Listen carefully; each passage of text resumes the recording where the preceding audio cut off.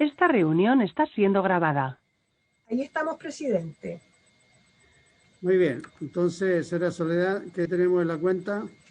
Se han recibido varias comunicaciones, presidente. La primera de ACEMUCH, Confederación Nacional de Funcionarios Municipales de Chile, mediante la cual solicitan exponer su posición sobre el proyecto de ley de reajuste del sector público para el año 2021.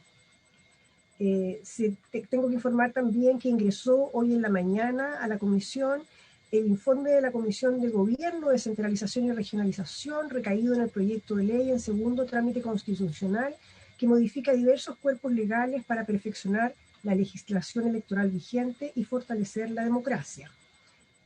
La Comisión de Hacienda debe pronunciarse respecto de las normas de su competencia en ese proyecto. Se ha recibido también una solicitud de audiencia de AGAP, Asociación Gremial de Asesores Previsionales, para dar a conocer su posición sobre su profesión y los efectos que tendrá el proyecto sobre agentes de mercados en los actores del sistema previsional que se pretende regular. Señalan que si bien fueron escuchados en la Comisión de Hacienda de la Cámara de Diputados, sienten que no se logró interpretar el espíritu de la ley 20.255, que establece la reforma previsional, a cabalidad, ya que no fue acogida su postura. Esa es toda la cuenta, presidente. Bien. Muchas gracias, Soledad. Entonces, ya estamos con el quórum de la comisión completa, con el senador Montes, el senador Coloma. Tal como quedamos en la última sesión, le vamos a dar la bienvenida a nuestros invitados de la Comisión de Mercado Financiero, don Mauricio Larraín, que está bien encargado por don Joaquín Cortés, que no puede estar todavía porque está en otra comisión para hacernos una explicación. Entiendo que está acompañado por el fiscal de la Unidad de Investigación, don Andrés Montes, también con don Patricio Valenzuela, intendente de regulación, y la señora Carolina Flores. Si hay alguien más, ustedes me van diciendo. Entonces, quedamos solamente con el artículo pendiente que se refiere al tema del denunciante anónimo que incorporó la Cámara de Diputados. Entendemos nosotros, por la información que llegó, por una indicación hecha por el Ejecutivo, y nos interesa que de la Comisión nos puedan explicar a qué obedeció esa iniciativa que al parecer fue planteada como necesidad por parte de del propio Consejo del Mercado Financiero. Entonces vamos a dejar primero con la palabra a don Mauricio Larraín y después al senador Juan Antonio Coloma, que nos pidió hacer él la exposición que le habíamos pedido al experto, el señor Acosta, entiendo, Juan Antonio, y después entonces haces tu uso de la palabra. Don Mauricio, le damos la palabra. Muy buenos días, presidente, honorables senadores. Voy a presentar una breve presentación con la visión de la CMF sobre el tema de protección al denunciante. Me gustaría partir recordando, honorables senadores, que la CMF tiene como mandato legal velar por el adecuado funcionamiento del mercado financiero, promoviendo el cuidado de la fe pública. Para ello, la CMF cuenta con atribuciones de supervisión y sancionatorias, de modo de poder detectar y sancionar conductas indebidas en el mercado, como por ejemplo realización de transacciones bursátiles haciendo uso de información privilegiada, la manipulación de precios en la bolsa de valores y acciones que induzcan a error o equívoco al público. Todo este tipo de conductas dañan gravemente la integridad del mercado y la confianza pública. Y por eso la CMF se ha puesto como un objetivo estratégico para el periodo 2020-2022 mejorar la conducta de los actores en el mercado financiero. Y en esta línea, la CMF hace exactamente un año atrás envió al Ministerio de Hacienda una serie de propuestas de cambios legales justamente para reducir los abusos en el mercado de valores. Estas propuestas incluían el perfeccionamiento de herramientas preventivas para evitar que se materialicen malas conductas en el mercado, ampliar el perímetro de fiscalización de los abusos, mayores sanciones, tanto penales como administrativas, para malas conductas, Y finalmente, mejorar la detección de abusos, que es a lo que vinimos hoy día. El problema, honorables senadores, es que los abusos de mercado, por su propia naturaleza, son de muy compleja detección y persecución por parte del regulador, esencialmente porque suelen cometerse en entornos muy cerrados, como por ejemplo al interior de una empresa, entre amigos o familiares. Y frente a esta problemática, lo que hace la legislación es proveer de distintas herramientas al regulador. Un ejemplo son las medidas intrusivas, por ejemplo, que incluyen la posibilidad de interceptar telecomunicaciones o la posibilidad de levantar el secreto bancario.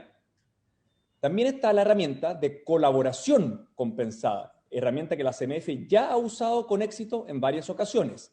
Y finalmente, la protección al denunciante, que es el foco de la presentación de hoy. Solo resaltar de que lo que buscan estas herramientas es detectar ilícitos que de otro modo no se podrían detectar. La protección al denunciante en particular, contra posibles represalias por parte del empleador o otros trabajadores de su propia empresa, incluye como lo mínimo un resguardo de la identidad del denunciante. También la prohibición legal de tomar acciones específicas contra el empleado que denunció y también la posibilidad de recompensas económicas en el caso de que la denuncia derive en una sanción o multa al denunciado. Recuerdo que esta figura de protección al denunciante ya existe en Chile en otros contextos, como por ejemplo, la Ley de Probidad Administrativa establece normas para proteger a funcionarios públicos que denuncien irregularidades y faltas a la probidad. Me gustaría brevemente destacar las diferencias entre lo que es la colaboración compensada y la protección al denunciante. En primer lugar, mientras la colaboración compensada va dirigida a los autores o partícipes de la conducta sancionada, la protección al denunciante va dirigido a terceros, es decir, individuos que no participaron en la conducta sancionada. Las herramientas también tienen objetivos distintos. La colaboración compensada busca incentivar la autodenuncia por parte de los involucrados en infracción, mientras que la protección al denunciante lo que busca es eliminar desincentivos a la colaboración de terceros por miedo a represalias laborales. Finalmente, en el caso de la colaboración compensada, el incentivo consiste en la reducción de la sanción o la pena. Por otro lado, el incentivo de la protección al denunciante consiste en mantener la confidencialidad de su identidad, protección del empleo y eventual compensación por el riesgo y perjuicios ocasionados por eventuales represalias. Si bien estas dos son herramientas distintas, son herramientas complementarias en el sentido de que ambas herramientas aumentan la probabilidad de que la CMF pueda detectar ilícitos que de otro modo difícilmente detectaría. Muchas jurisdicciones en el mundo tienen algún tipo de figura de protección al denunciante, incluyendo, como decía anteriormente, Chile. Pero acá me quiero enfocar particularmente en la figura de protección al denunciante en el mercado de valores. Australia, Canadá, Estados Unidos y algunos países de la Unión Europea son ejemplos de países con protección al denunciante en el mercado de valores. Adicionalmente, tanto Canadá como Estados Unidos tienen compensación económica al denunciante. Como pueden ver en esta tabla, Estados Unidos ofrece entre el 10 y 30% de lo recaudado por sanción al denunciante anónimo. Y fue justamente de esta jurisdicción donde salieron los guarismos que hoy día aparecen en el proyecto de ley que estamos discutiendo. Ahora, hay varias organizaciones internacionales, incluyendo la OCDE, que consideran la protección del denunciante como una medida necesaria para el resguardo de la fe pública en el mercado financiero. La OCDE, en 2015, ya había detectado brechas en distintas jurisdicciones que no tenían este tipo de protecciones, incluyendo Chile. La OCDE también recomienda incorporar recompensas monetarias a los denunciantes. Entonces, lo que estamos observando acá a nivel internacional es una tendencia creciente en adoptar este tipo de herramientas. Para ir concluyendo, la CMF cree que la protección del denunciante es necesaria para evitar desincentivos a reportar ilícitos en el mercado de valores. Por eso mismo creemos importante avanzar en la protección de la identidad de los denunciantes, de modo de evitar posibles represalias laborales. Esta herramienta complementa otras herramientas existentes que también contribuyen a la persecución y detección de conductas graves en el mercado, como por ejemplo la colaboración compensada. La diferencia es que el foco de la protección al denunciante es en terceros, es decir, personas que no participaron en la conducta, a diferencia de colaboración compensada. También creemos que una compensación económica puede servir de incentivo adicional y contribuir a detectar aún más conductas que de otro modo difícilmente se detectarían. Ahora, como sugiere la evidencia comparada, esta herramienta sí llevaría a un incremento probable de denuncias, tanto denuncias de buena fe como de mala fe.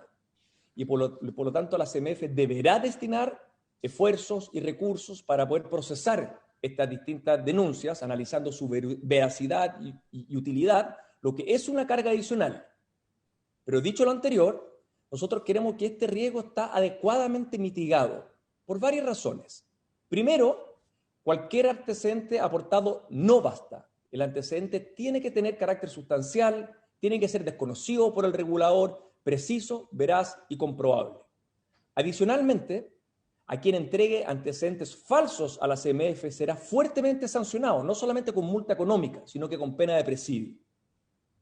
Además, recordar que habrá recompensa solo si la denuncia deriva en una sanción o una multa al denunciado, por lo que este diseño reduce el incentivo de hacer una denuncia de mala fe, pues una denuncia de mala fe por construcción no llevará a una recompensa.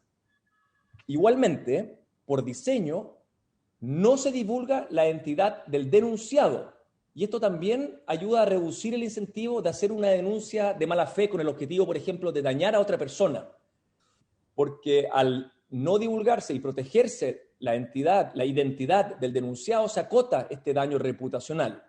Y por último, diría que la CMF puede calibrar el monto de la recompensa mediante normas de carácter general. Y eso lo puede hacer de acuerdo a cómo vaya evolucionando el número de denuncias en el tiempo. Para terminar, si así se estimara pertinente tener a bien aprobar este proyecto de ley, en la CMF creemos que esta herramienta contribuye a un mercado financiero más íntegro, a un mercado financiero con menos abusos. Pues esta herramienta facilita la detección de conductas por parte de la CMF, conductas que de otro modo serían muy difíciles o muy costosas de detectar. Y recordar también que esta herramienta complementa con otras herramientas provistas por reformas legales recientes, como por ejemplo la colaboración compensada. En la CMF nosotros creemos que esta herramienta contempla una adecuada combinación de incentivos por un lado y de mitigadores de riesgo por otro lado. Esa es la presentación, honorables senadores. Muchas gracias, don Mauricio. Vamos a dejar entonces con la palabra al senador Juan Antonio Coloma y después abrimos un espacio de diálogo, de consulta o de comentario a la exposición. Senador Coloma. Muchas gracias, presidente. La verdad es que lo hago yo en representación de mí mismo primero, porque yo, por más que he estudiado esta norma, me parece profundamente inconveniente para el Estado de Derecho y para Chile.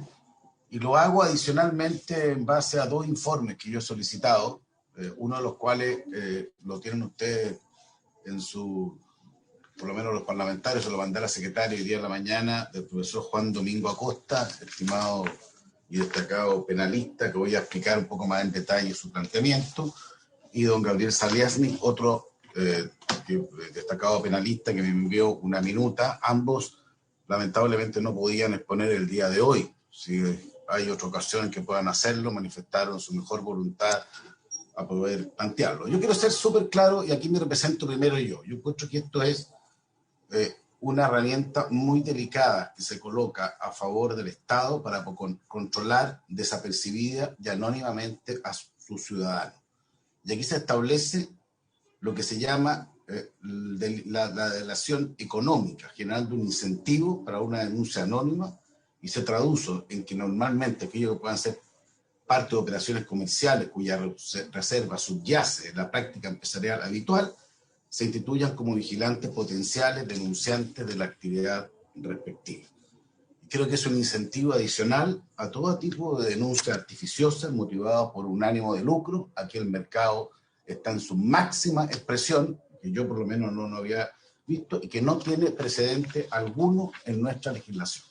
A mí me parte por sorprender que una norma de esta naturaleza se haya planteado en un segundo trámite, a propósito de una ley que no tiene nada que ver con el tema de la denunciante anónimo o colaborador anónimo, y que tenía que ver con regular otros temas de mercado. Eso se vio largamente en el Senado, y a mí me sorprende que en la Cámara de Diputados se haya incorporado esto que cambia profundamente el derecho penal chileno, y creo que adicionalmente genera incentivos muy equivocados en lo que debe ser una lucha común respecto de velar por investigar todo tipo de delitos naturalmente económicos, pero no solamente económicos.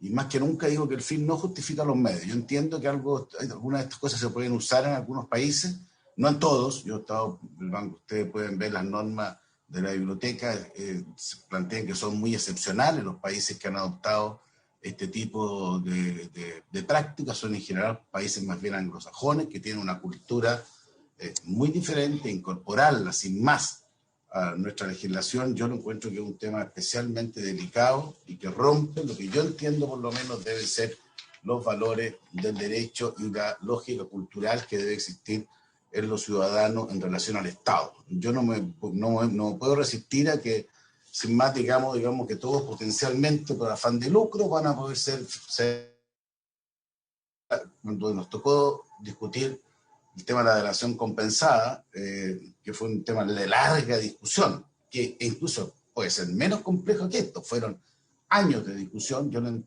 Se asumió que era por disminuir una pena respecto de alguien que tenía una responsabilidad, pero esto era otro estándar, esto era otro estadio, es generar un incentivo por quien puede delatar. Yo por lo menos con eso no puedo entender. Quiero plantear adicionalmente, dicho eso, quiero hacer una pequeña referencia a la minuta que envió don Juan Domingo Acosta, que lo encuentro especialmente ilustrativo respecto de los problemas adicionales que una norma de esta naturaleza tendría, que no están bien resueltas a su entender y a mi entender en este proyecto, que amerita, por tanto, a cualquier evento el rechazo y una eventual mixta, respecto a la cual a mí no me corresponde, no me convence la institución, pero a quien le convenza debería considerarlo para efecto de una buena normativa.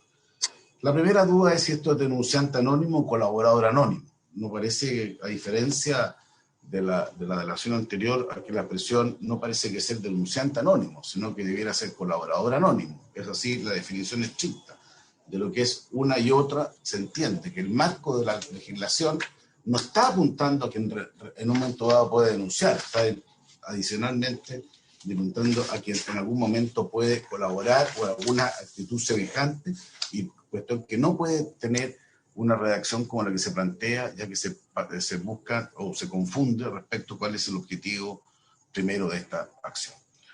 Segundo, hay una pregunta que es muy importante. ¿Es legítimo que el Estado comparta parte de la multa impuesta por el denunciante? Y esto es un tema de persecución de infracciones que por parte de la comisión. Hay países, lo dice el profesor Acosta, que son de cultura anglosajona, donde se puede comprender esta remuneración. Pero esto de ninguna manera significa que la regla general, ni que tiene que estar involucrado en nuestro sistema de fiscalización. No es que uno sea reprobable o no en sí mismo, según él, yo creo que sí. Sin perjuicio, la cuestión más compleja es entender que el hecho que se trata de un colaborador remunerado como una proporción de la multa que se imponga. Creo que es importante decir que los dos casos en donde hay alguna forma de beneficio económico a personas que tienen una proveniencia fiscal, porque el Estado es el que tiene el monopolio legal para investigar y sancionar y recibir la multa. Este es un rompimiento de un principio general y se plantea en casos muy distintos, como puede ser el galardón, cuando se descubre un tesoro, que es una cuestión completamente distinta y que se ha discutido y que es un beneficio que eso genera naturalmente al Estado, y por tanto hay un porcentaje respecto de ese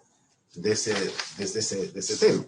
pero en criterio de necesidad, yo soy de aquellos que cree, y así lo plantea el profesor Acosta, que la Comisión tiene amplias facultades para fiscalizar, supervisar, controlar los mercados con su competencia, con facultades para detectar y sancionar los hechos constitutivos que ello ocurran, y que para ello requiere esta acción de la delación remunerada. Es un cambio en la lógica de la criminalidad y los medios y organismos en detección e investigación, las agencias del Estado empezarían a funcionar de aquí para adelante, lo que no tiene una justificación adecuada.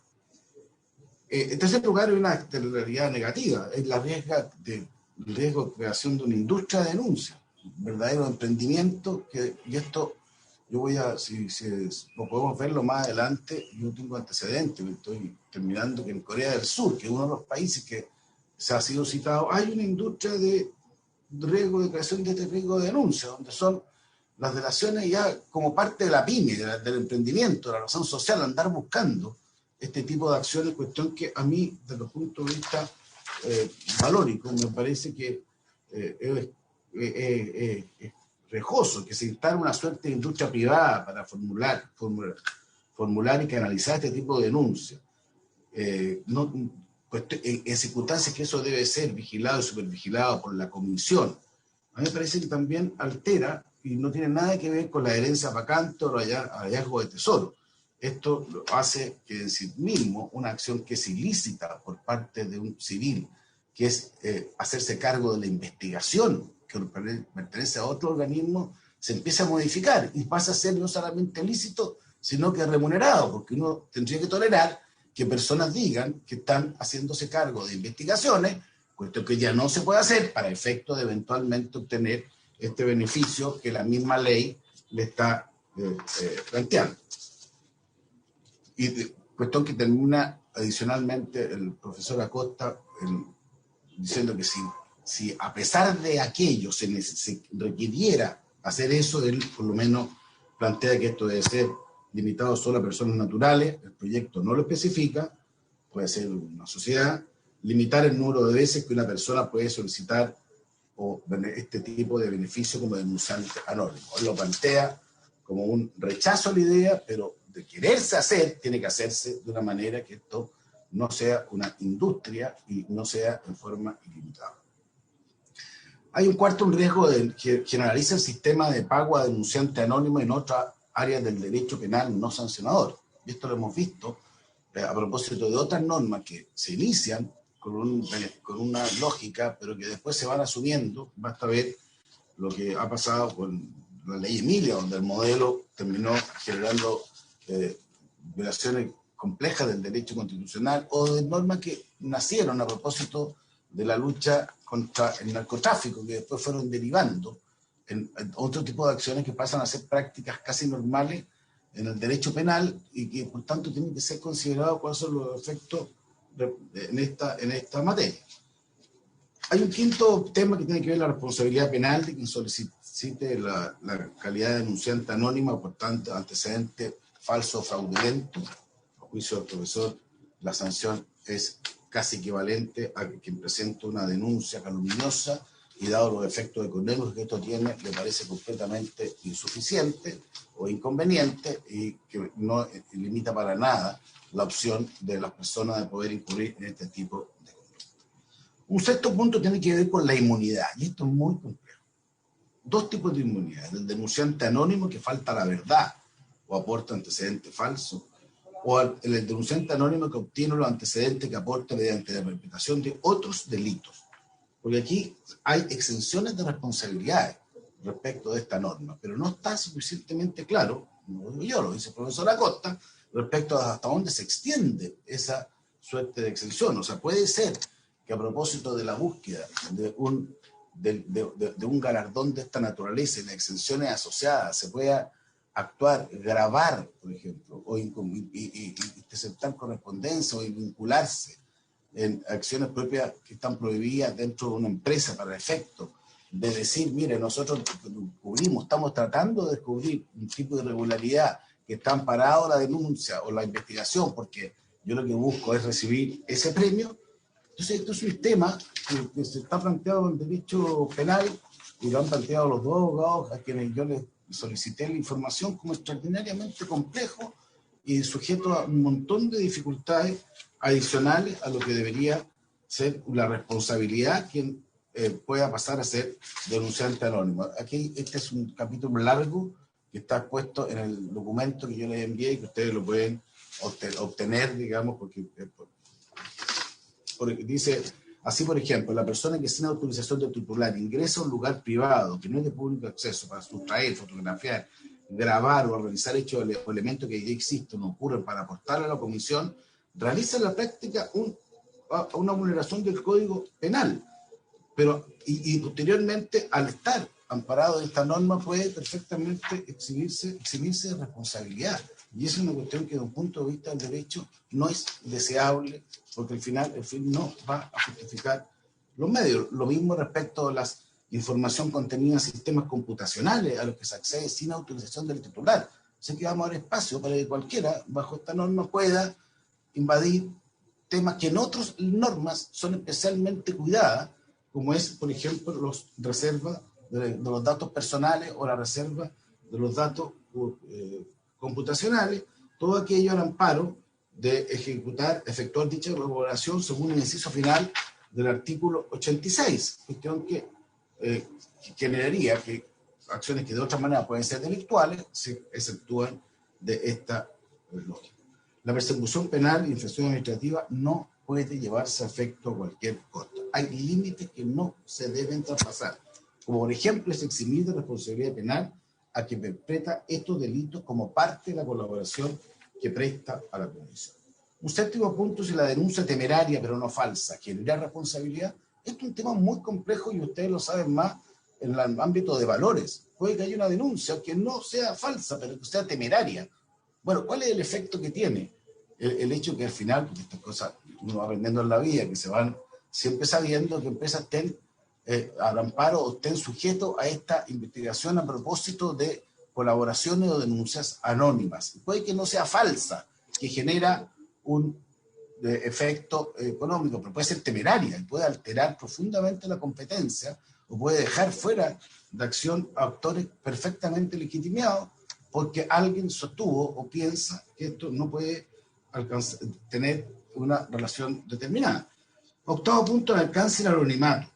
Pues, esto es un tema técnico, se lo entrego a los abogados, digamos, no voy a leerlo porque es largo también, pero que básicamente es el denunciante anónimo puede ser considerado como prueba de cargo para sancionar a un administrador. Es un punto que también me lo plantea el profesor Acosta, digamos, como algo muy delicado.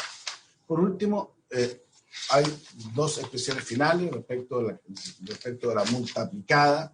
Si esto significa que para tener beneficio, esto ya como es un bonus track, digamos, el evento, que esto, a pesar de todo se apruebe, significa que debe encontrarse pagada o baste solo el hecho de haber sido impuesta la sentencia para el particular poder cobrarla al fisco, porque esto es un tema también que no está resuelto de buena manera en la ley. No aparece si esto tiene que estar pagado o simplemente devengado y para efecto de exigir el pago. Y por último, también otro tema que me representan, ¿por qué estos eventuales ingresos no son constitutivos de renta? O sea, esto es una delación remunerada y además libre de impuestos.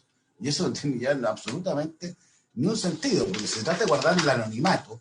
Las normas hoy día de impuestos internos y del Código Tributario permiten perfectamente ese anonimato y se usa comúnmente porque hay reserva de las operaciones tributarias. Entonces, al final, adicionalmente, esto va a ser libre de impuestos.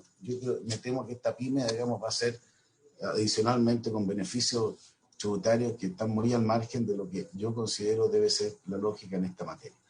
Perdón por la extensión, presidente, le envié los documentos, pero y están las personas, por lo menos el profesor Acosta, dispuesto a concurrir a la comisión cuando le parezca, pero voy a hacer un resumen final. A mí me parece que este es un tema demasiado complejo, muy delicado, que cambia culturalmente la lógica del derecho en Chile.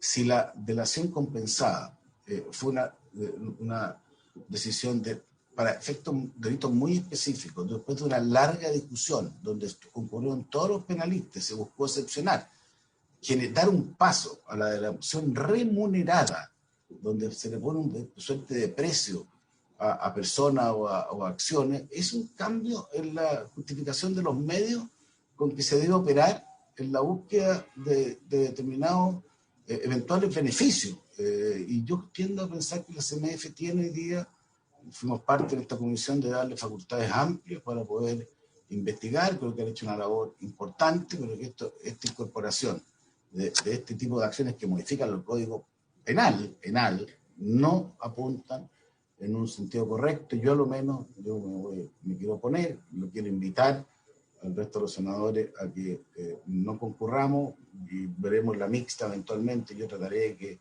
la mixta también impere una lógica diferente a la que impera. No voy a juzgarlo las intenciones. Yo entiendo las intenciones, tratar de generar de investigar siempre de mejor manera las cosas, pero también entiendan la perspectiva, el efecto que esto produce en la sociedad, en donde se plantee que hay actividades que el Estado considera lícitas y que significa en recibir remuneraciones por la delación. Entonces, yo creo, presidente, no sé si habré sido suficientemente explícito, me he tratado de acortarme lo más posible. Yo creo que es un tema delicado que no tiene que ver con el resto de las normas. Creo que las otras normas son perfectamente aceptables. Una mixta, veremos el tema de seguro, veremos el tema de otros temas que están, o la composición de los intereses con el capital, que creo que eran las matrices de este proyecto. Pero creo que esto va más allá, y yo invito por lo menos a hacer Bien. en esta materia. Muchas gracias, presidente. Gracias, senador Coloma. Bien, voy a ofrecer la palabra para comentario o consulta, senador Lagos. Sí, muchas gracias, presidente. Escuché bastante atentamente el planteamiento del senador Coloma. No he podido leer el informe del profesor Acosta. Sí, seguí la presentación de don Mauricio Larraín. Tomé la presentación, la leí ahora, y también alcancé a leer el informe los dos informes que nos proporcionó la Biblioteca del Congreso, ¿ya? Que estudia la experiencia comparada en esto. Y aquí la verdad es que no hay una mirada definitiva en esta y concluyente en ninguno de los dos sentidos, muy categórica, salvo... ¿Tiene solución? ¿Le llevamos esta? ¿Algo pasó, Ricardo? Sí. ¿Cómo tiene solución? Estamos con problemas, Ricardo, con tu audio. Perdón. Sí, es que pasa que entró una llamada, bueno, está todo difícil. Estoy con el tablet está conectado con el teléfono porque no hay esa famosa empresa de telefonía y de internet de 3 letras, no opera tampoco en Valparaíso en ninguna parte. No, le decía que no hay una mirada definitiva en esto, pero sí los países crecientemente lo que sí tienen es un mecanismo por el cual dan protección a aquellos que hacen una denuncia. Yo diría que ese es un factor bastante compartido, de que eso hay que establecerlo y dar una protección a aquellos que, sin ser parte de las colusiones o de las malas prácticas, denuncian a las empresas a las cuales trabajan respecto a la eventual posibilidad de un fraude, de un delito a la ley de libre competencia. Otra cosa, y ahí se separa, si usted quiere, la experiencia, respecto que si junto con la protección al denunciante, además de haber una compensación económica o no, ¿ya? Y eso no deja de llamar la atención, al menos en el informe que envió la biblioteca, que serían un poco los países que tienen esa experiencia. Estados Unidos, sin duda, entiendo que es como la persona que lleva, diría, tiene mayor profundidad y robustez la política de la compensación, establece montos que varían. Yo no sé no me quedó claro si esto es una legislación estadual o federal, ¿ya? Y lo digo ¿por qué? Porque en el ejemplo que puso la CMF, Mauricio Larraín, menciona Canadá, pero tiene la precaución de ponerle entre paréntesis Ontario, con lo cual yo deduzco que en las otras provincias de Canadá tal vez esto no ocurre de esa forma, ocurrirá de una manera distinta, o tal vez no está compensado económicamente, pero sí está reconocida la figura de aquel que denuncie, que deben darle protección. Porque la pregunta es, ¿cuál es el bien jurídico protegido que se quiere buscar acá? Que es que existan prácticas de libre competencia que son las que te aseguran la buena fe del proceso, de la economía de mercado, de los actores, de los consumidores, que se observa la ley. Y para esos efectos, me parece a mí que hay que tener un mecanismo en el cual se le dé protección a las personas que denuncian. La duda, y yo lo digo porque también hay personas que miran este debate, es si junto con eso debe haber asociado o no una compensación o una retribución.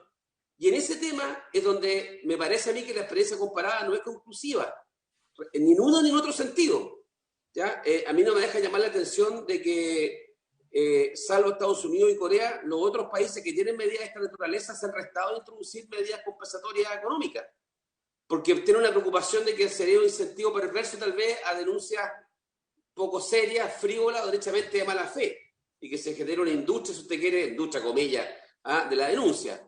Entonces, yo me pregunto y le devuelvo la pregunta a la CMF y tal vez a aquellos que se oponen a la sanción, que a mí me genera un ruido, como lo dije la semana pasada, pero no me cierro a ello porque ya está establecido en nuestro sistema, en nuestra legislación, la posibilidad de obtener un beneficio a partir de una denuncia.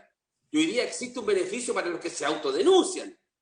Miren lo que estamos hablando, el que se autodenuncia, el que fue parte de una mala práctica o de un hecho delictual, al autodenunciarse puede esperar un tratamiento favorable o una compensación por el hecho de denunciar una práctica respecto a la cual está reñida con la ley y del cual él fue autor o cómplice. Y esa persona o esa institución tiene un beneficio. Y en cambio, cuando estamos hablando de alguien que no está, que no es parte, comillas, se supone, eso es lo que yo entiendo de la propuesta del gobierno y quiero que la aclare, que no es parte de la mala práctica, pero que tiene conocimiento de la misma, a esa persona no se le otorga ni un beneficio. Me asalta la duda de cuál es el criterio para entenderlo bien. ¿Ya? Yo no me puedo negar ahora a decir que me atrae la idea de establecer algún grado de compensación. Lo que me preocupa es la frivolidad de la misma y la magnitud. Porque además, si vamos a la experiencia comparada, efectivamente, salvo Estados Unidos, en los otros países que mantienen un grado de incentivo de carácter de compensación, pareciera por lo que leí en el informe de la Biblioteca del Congreso, que son muy, muy reducidas esas compensaciones. O sea, no alcanzan un incentivo real, como podría ser en el caso de Estados Unidos, que llega hasta el 30% de la multa. Entonces usted comprende que si hay una colusión de proporciones en Estados Unidos, el 30% de esa multa, créame que es para ser feliz a varias generaciones del denunciado. Eso. Gracias. Gracias, senador Lagos. Ofrezco la palabra a alguien que quiera hacer, senador Monte.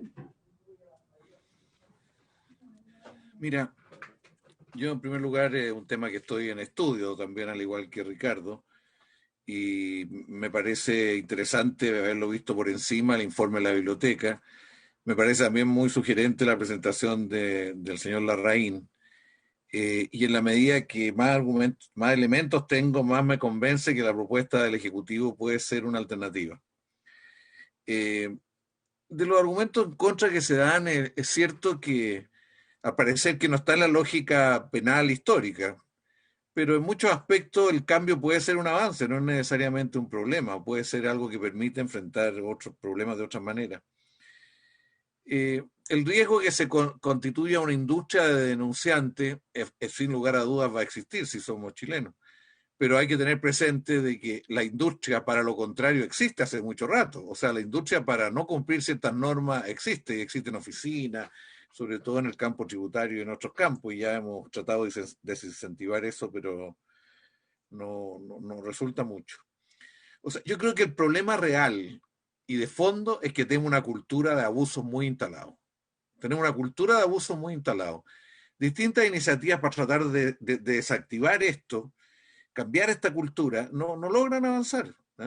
Y llevamos ya hartos años tratando por distintos lados de desincentivar, desanimar esto, y no resulta mucho. A mí la verdad que lo que más me gusta es una alternativa que vaya por el lado de la ética social, de la ética del país, una cultura que rechace eso.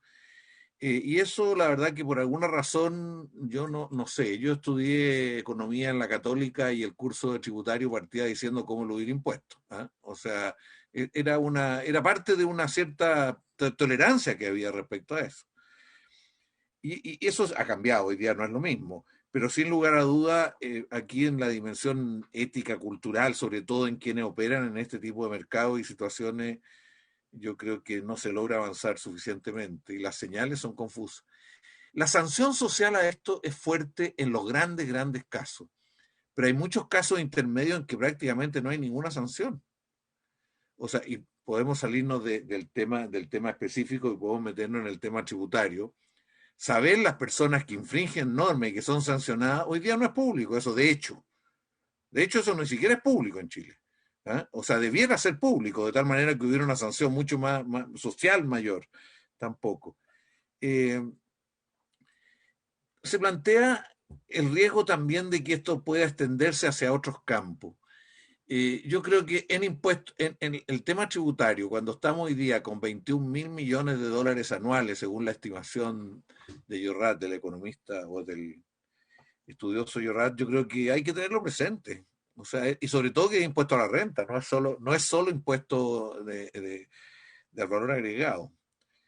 O sea, todos sabemos que en la situación municipal hay un control a nivel en muchos municipios, o sea, porque el conjunto de mecanismos para eludir normas, para eludir controles, para no responder a una ética pública y una responsabilidad es muy fuerte.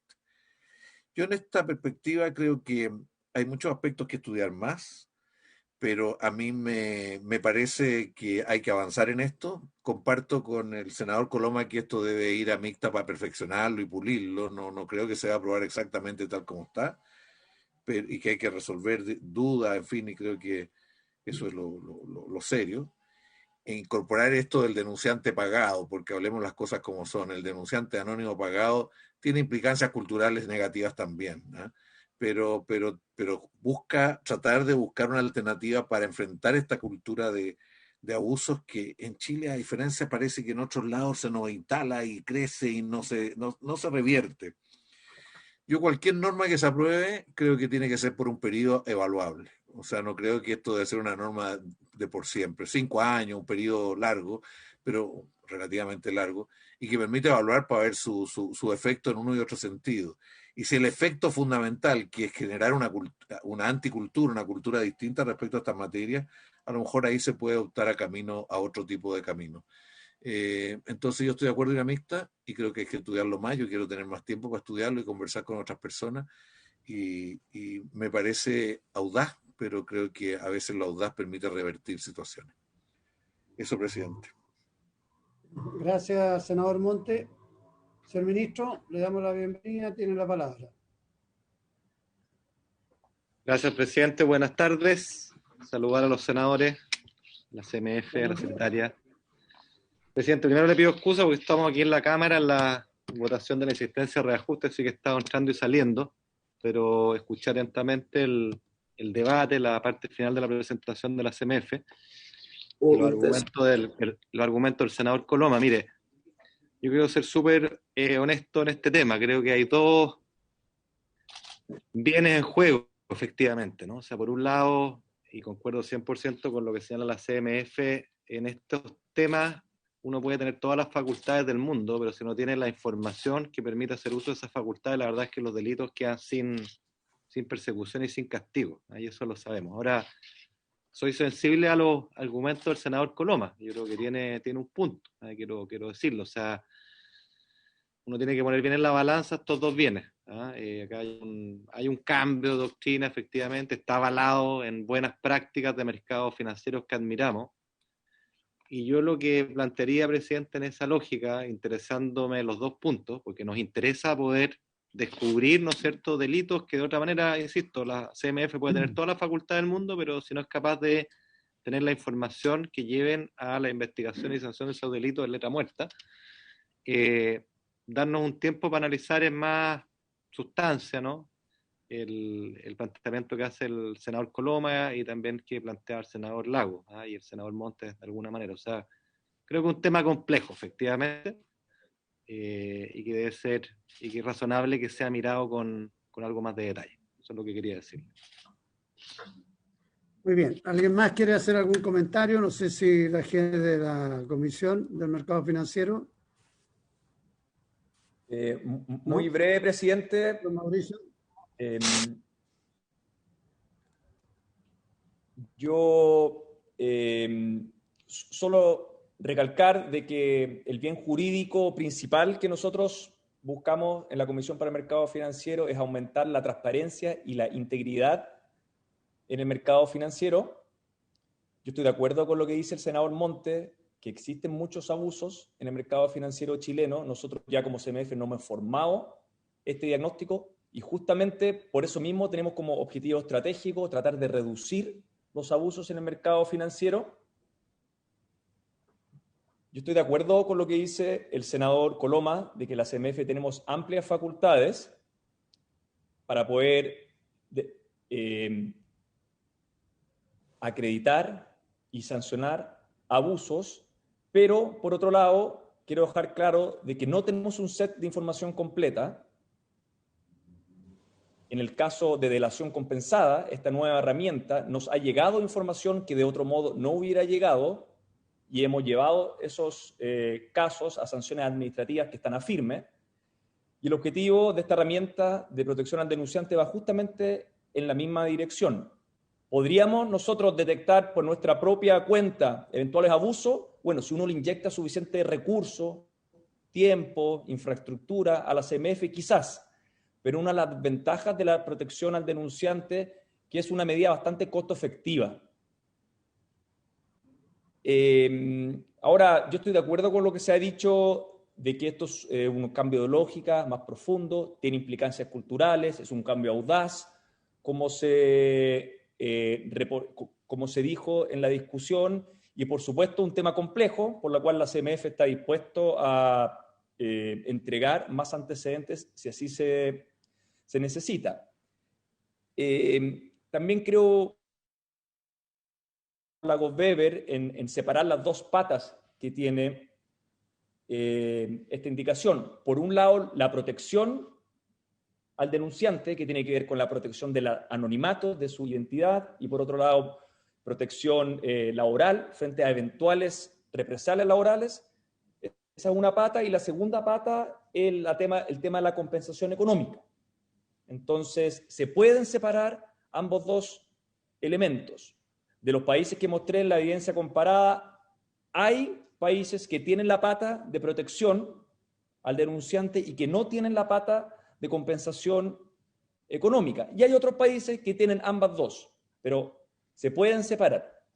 Lo otro es que, de acuerdo a la literatura económica, la compensación económica no es necesariamente un premio que se le está dando al denunciante, sino más bien se entiende como una compensación por el riesgo que incurre el denunciante respecto a eventuales represalias, discriminaciones, que lo pongan en lista negras, y por lo tanto aumentan los costos para el denunciante de hacer una denuncia y por lo tanto aumentan los desincentivos para hacerlo.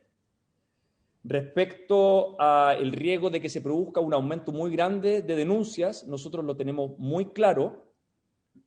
A nuestro juicio, esa es la principal desventaja que puede tener la introducción de este tipo de sistema, pero tal como mencioné en mi presentación, en la CMF creemos que existen diversas herramientas que permiten acotar, gestionar este riesgo, cosa que no se vaya a producir un aumento explosivo de denuncias. No las voy a volver a repetir, pero están en la slide que nosotros también hicimos llegar a esta Comisión de Hacienda. Pero ya para terminar, vuelvo a repetir que yo entiendo que este es un tema complejo y muestro la total disposición por parte de la CMF de entregar más antecedentes, más estudios, más evidencia si es requerido. Muchas gracias. Gracias, don Mauricio. ¿Alguien más quiere hacer uso de la palabra? Senador Coloma. Presidente, que yo encuentro, gracias, presidente, muy brevemente, yo expliqué lo que tenía que decir, pero es importante lo que planteó el senador Lago y planteó el senador, el comisionado Larraín en cuanto a diferenciar ambos temas, digamos, porque yo soy muy partidario de generar, o sea, partamos al revés, si es necesario generar mayor dosis de cuidado, de precaución, de protección a quien pueda generar una denuncia, yo soy el más interesado en que ello ocurra, y si hay debilidades de la legislación, avancemos en esa protección, pero tengamos claro que de ahí a generar, más allá de que se entienda como un pago al riesgo, no sé cómo lo dijo usted exactamente, algo equivalente por lo menos, digamos, hay un paso gigantesco, o sea, para pasar que esa eventual delación sea no compensada respecto a la responsabilidad penal, que uno puede entender que es propia, sino que tener un premio económico, que puede ser muy importante, digamos, instalar otras lógicas muy diferentes. Entonces yo lo primero, el mejor entusiasmo, creo que tú, senador Lago, ayuda con esa diferencia. Lo segundo, yo tengo una gran objeción y sería importante que respecto a lo que planteó Mauricio, que nos pueda enviar la separación de las legislaciones, porque usted dijo que había algunos países que tenían una pata y otros países con dos patas, por así decirlo. Así lo entendí, digamos. Bueno, vamos a ver bien cuál es la filosofía de eso, digamos, y yo la mejor voluntad para lo primero, pero lo segundo realmente creo que genera una alteración que va más allá de... Porque hay varios bienes, yo quiero decir, un bien puede ser la transparencia, pero otro, veamos cuál es el rol del Estado, cuál es el rol de las personas, cuál es el rol del... Veamos también una cosa más amplia, digamos, qué tipo de sociedad queremos construir, porque claro, uno puede decir la sociedad del gran hermano, yo no estoy para eso, puede ser más transparente, pero no estoy para eso, digamos. Bueno, chico. Ah, claro.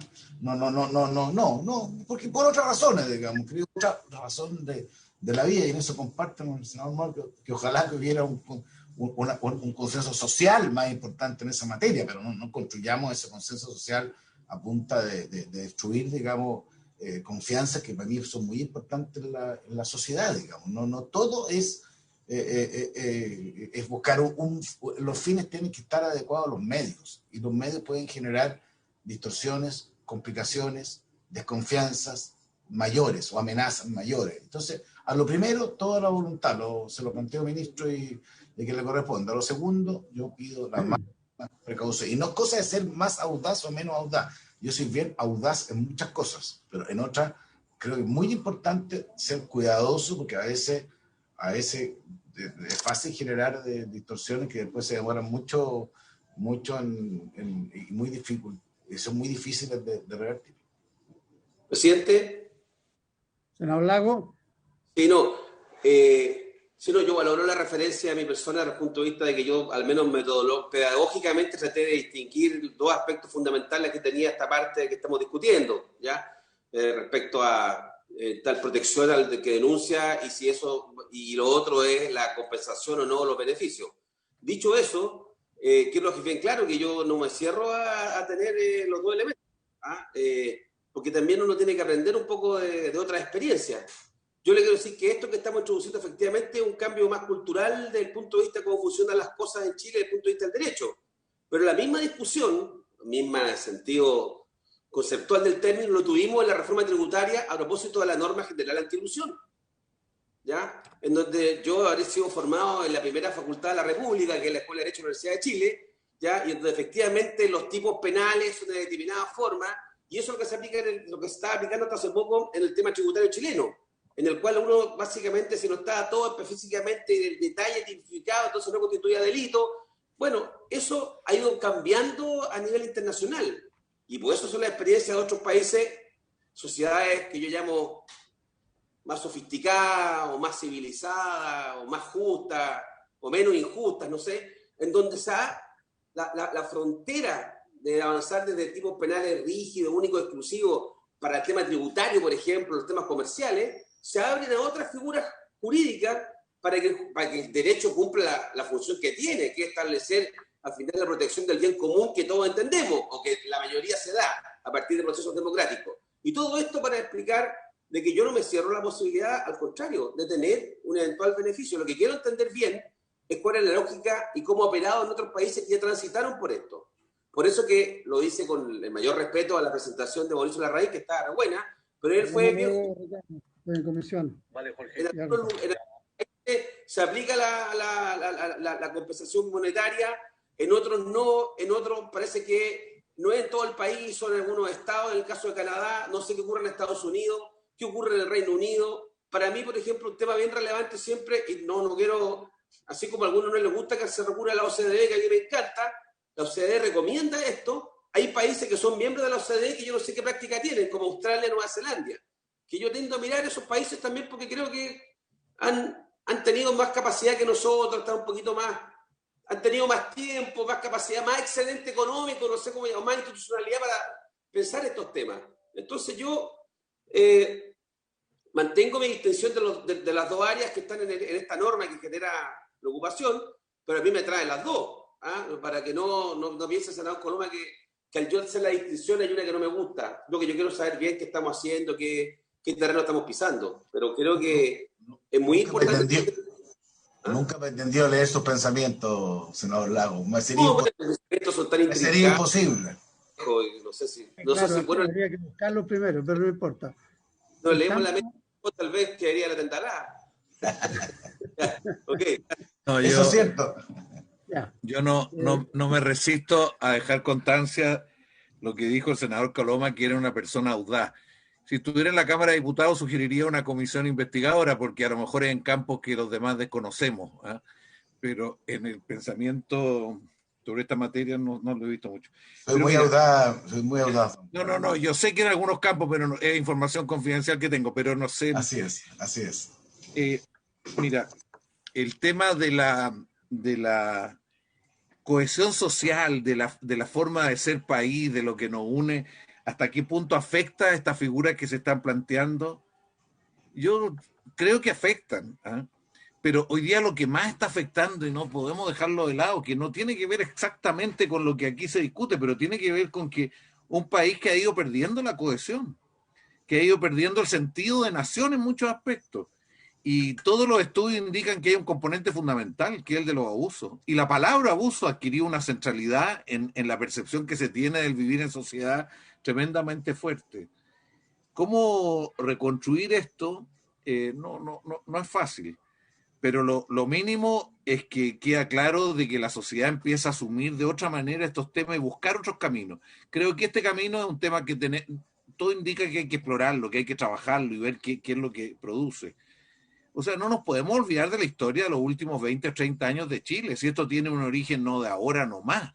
Si nosotros nos metiéramos a explorar todo lo que fue el proceso de privatización y la génesis de mucha la fortuna, que me tocó investigar en la Cámara de Diputados en una comisión, la verdad que hay cosas que mucha gente las sabe, las intuye, las ve. Si uno mira, no sé, la venta de las acciones de LAM, por poner un ejemplo, que todos lo saben, todos los que están aquí saben lo que ocurrió. Y así vamos en distintas campos que se van naturalizando. Entonces, crear una figura regulada, acotada, responsable, porque si no hay sanciones, puede ayudar. Yo también tengo dudas de que puede distorsionar también de que lo que importa es conseguir la plata que esto representa más que el bien social, el bien común que esto representa. Pero yo creo que a mí me parece una alternativa a explorar, a trabajar. De ninguna manera lo establecería como una legislación permanente. Creo que tiene que tener un periodo evaluable, porque en Chile las cosas tienden a quedarse para siempre. Si nosotros fuéramos rigurosos y nos metiéramos solamente a revisar el tipo de distorsión que se ha provocado en el mercado inmobiliario, si nosotros nos preguntamos por qué tenemos viviendas de 24 metros y de 34 metros, mientras con recursos públicos estaba construyéndose viviendas de 1000 metros. Uno dice, aquí hay algo que tiene que ver con una ética general. Esto no estoy diciendo, aquí se aprovechó condiciones, pero se requiere generar una ética de mayor justicia, de mayor responsabilidad, de menores abusos, menor privilegio, y a mí este campo me parece explorable. Sí, acojo varias de las aprensiones, de los riesgos, y tenemos que trabajarlo y verlo. Yo tiendo a estar por las dos cosas, protección, pero también compensación, porque la protección hoy día en algún grado existe en cierta forma en distintos campos. Está bien, eso puede ayudar, es algo, pero creo que lo que puede generar una cuestión más significativa, más de efecto cultural y de efecto social, puede ser lo otro. Yo creo que hay que trabajar. No sé, presidente, ¿cómo piensas tomar decisiones luego lo que va para allá o para acá? ¿O vamos a tener la posibilidad de otra sesión? No sería malo poder oír otras personas, tanto en el campo más filosófico, más valórico, como en el aspecto instrumental, que es el que aquí está saliendo, porque eso puede ayudar a decantar nuestras propias visiones. Creo que habría que, no sé los plazos, porque esto tenía urgencia, entonces no sé los plazos que tenemos al respecto. Estamos citados para despachar hoy día tenemos claro, lo vimos un poco antes de iniciar la sesión, Carlos, conversamos entre nosotros, que independiente de lo que ha sido el debate y producto del debate, nos parecía que vamos a tener la opción de mandarlo a la comisión mixta en el mismo sentido que los otros artículos que también han sido analizados. ¿Por qué la razón está acá? Porque nadie se niega, no he escuchado a nadie que se niegue a tratar un tema de esta naturaleza, hay que ver los alcances. A mí también, yo lo dije el primer día que vimos esto, que me hacía ruido el tema de los incentivos, los incentivos económicos que se podían transformar en una cuestión casi perversa, si es que son mal usados esos incentivos, o lo que tú planteabas recién respecto al tema de los abusos. La gente está cansada de los abusos, pero los abusos se producen para todos los lados. Y el problema es que, claro, si yo me siento abusado, también me siento con el derecho a abusar de otros. Y así vamos perdiendo esa lógica, ese justo equilibrio que debiéramos tener cada vez que hacemos una legislación. A veces el dicho de que el ideal es enemigo de lo bueno se puede aplicar en algunos de estos casos. Estamos pensando en un óptimo y a lo mejor generamos algunas dificultades. Pero la opción que tenemos para poder buscar alternativas y mejorar evidentemente las redacciones, buscar un acuerdo que sea sustentable en el tiempo, es la comisión mixta, y eso también nos puede ayudar ahí a tener un plazo de evaluación de la aplicación de las normas que adoptamos. ¿Por qué? Porque son novedosas, tienen aplicación en una situación que va cambiando a veces mucho más rápidamente de lo que pensamos, y se van generando hechos nuevos, distintos, que nos obligan a reaccionar con rapidez. Entonces, la sugerencia que yo haría, producto de lo que ha habido en el debate, es que rechazáramos este texto, esta propuesta. Con eso, efectivamente, pasamos a la comisión mixta, y ahí podremos trabajar con el aporte de todos en lo que es el tema de la colaboración protegida, o del denunciante protegido, y ver también el tema de los incentivos, las compensaciones, que algunas serán monetarias, si es que hay acuerdo, o no serán monetarias, otras podrán ser de tipo penal, como ha sido hasta ahora, o como existe hasta ahora en la legislación nuestra. Pero creo que es el ánimo, porque también tenemos que avanzar en esta materia, si no nos vamos forzando nosotros mismos a ir acercando las posiciones. Podríamos estar dando una señal de no querer legislar, y creo que es imprescindible tener una norma mucho más moderna y que ayude en la regulación y transparencia de los mercados. Así que eso es lo que debiéramos hacer. Por lo demás, estamos con la discusión. La mixta tendría que empezar a trabajarla la próxima semana, y vamos a tener oportunidad de volver a conversar y a consultar los temas que son más técnicos, porque son delicados. Y así podemos tener también el tiempo de buscar aproximaciones en las propuestas que trabajemos.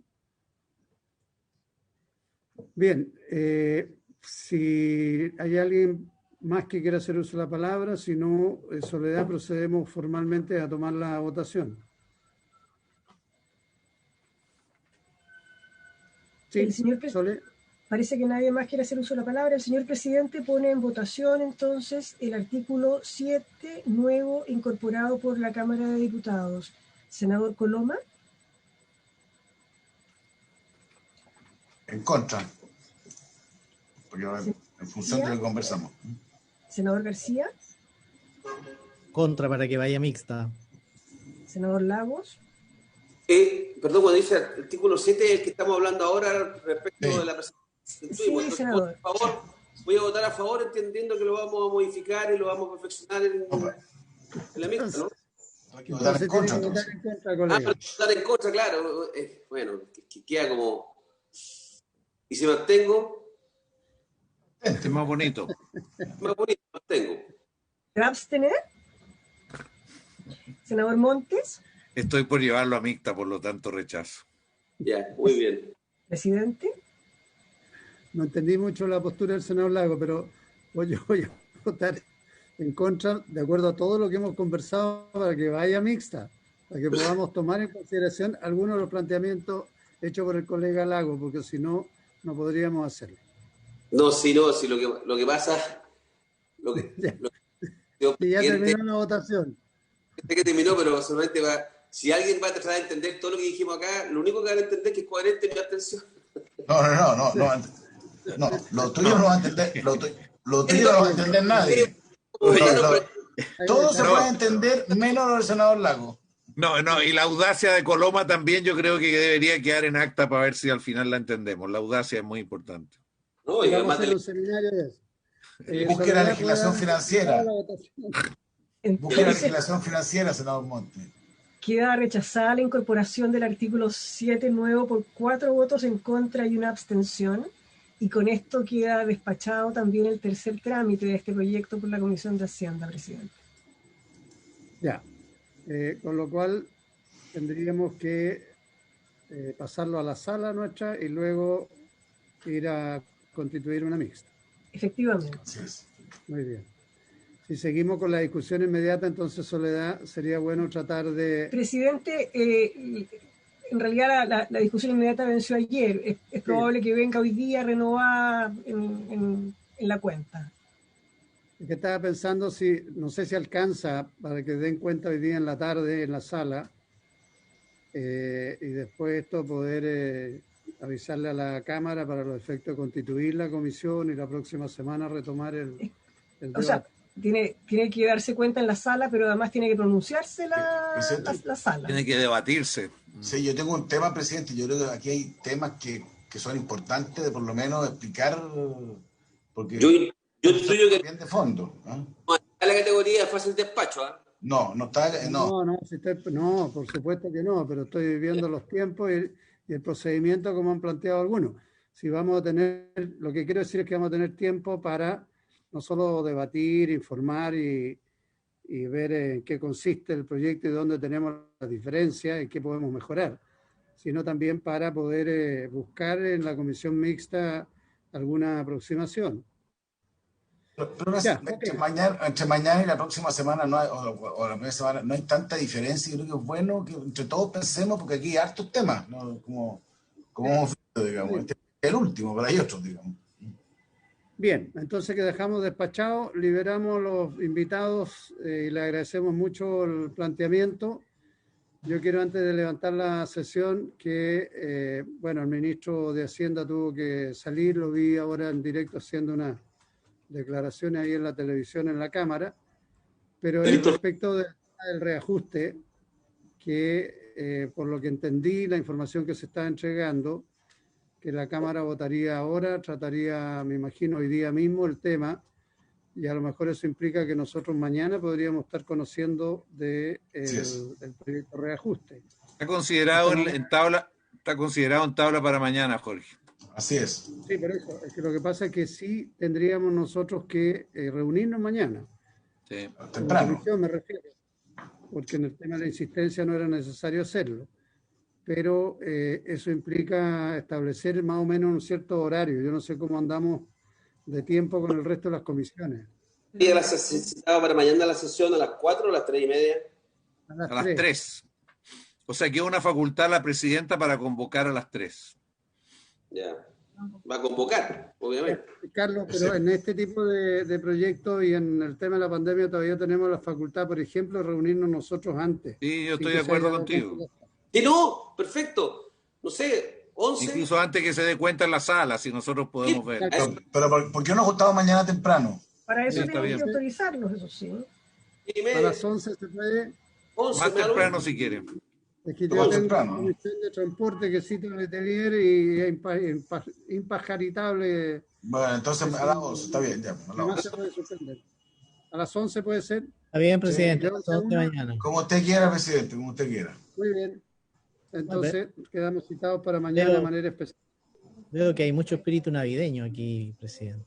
Ahora, Que la audacia no generó problemas. El aforo va a alcanzar para que vayan 2 renos nomás a mi casa. no vaya a dormir con la audacia hoy día. Bien. El audaz. Entonces, estamos claros. Seguimos mañana y damos por despachado este proyecto y ya se ha cumplido el objetivo de la sesión. Se levanta agradeciéndole mucho la participación a todo el equipo de la Comisión del Mercado Financiero, a Soledad, y a nuestro Marcelo Roja, que está reemplazando a Eduardo. Muchas gracias. Buenas tardes. Hasta luego. Hasta luego. Hasta luego.